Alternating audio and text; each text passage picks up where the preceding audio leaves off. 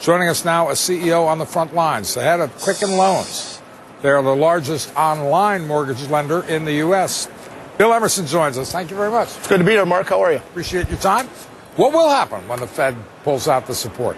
Well, I think we'll wait and see at the end of the month. But so far, rates have been very, very stable. You're still in a 5% range. You just saw down to 4.9. And normally the market's ahead of the curve. So the Fed's been backing out over the past couple of months, and yet rates haven't gone up, which I find kind of interesting.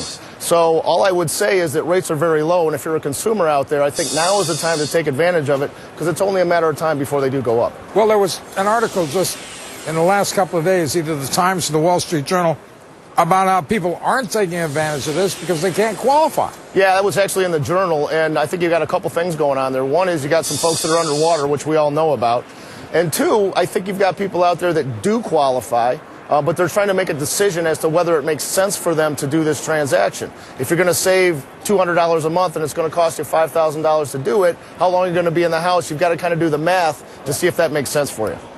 How is Quicken doing in all of this? We've been doing very well. We had a great year in 2009. We continue to grow our market share. We had a record year. So, with our centralized platform, it really allows us to serve the entire country in an efficient manner. But you, I am certain, have tightened your lending standards along with everyone else, right? Well, yeah. I mean, lending standards really are Fannie, Freddie, and FHA. That's what exists out there today. They have tightened tremendously over the last 18 months. There's still a few tweaks going on from time to time, but it's kind of stabilized out a little bit right now. And we still have a significant disparity between conforming and jumbo. Big disparity, not only in interest rates, but availability. Jumbo really is only available from a bank's balance sheet. There's really no secondary market out there right now for jumbo loans. So you've got the high balance loans that you can do with Fannie and Freddie up to 729, depending on your county. But beyond that, it's very, very difficult to get a jumbo loan. I'm sorry, 729? 729,000 is the max. Depending on your county? County, yeah. So it kind of depends on what county you live in. Certain areas of the country, like in Ohio, you don't get to take advantage of the above 417,000. In California, where you have a higher median county limit, you can take advantage of that higher loan balance. Let me ask you this.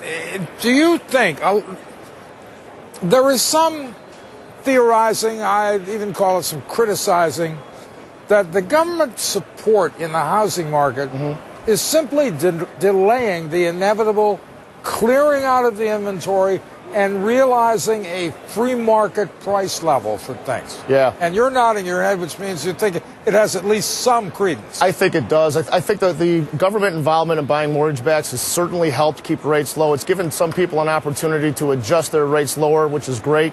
But I do think that a lot of the modification and the HAMP things that are going on are actually slowing the process down a little bit. The numbers aren't great. The program has not been tremendously successful. And at some point, that market is going to have to clear. You've got the inventory now. You've got shadow inventory on banks' balance sheets. So when does that clear? And at some point, the government's going to have to let that happen. All right, Bill, we're out of time. Thank you very much. Thanks, Mark. I appreciate it. You're filling us in. Bill Emerson from Quick.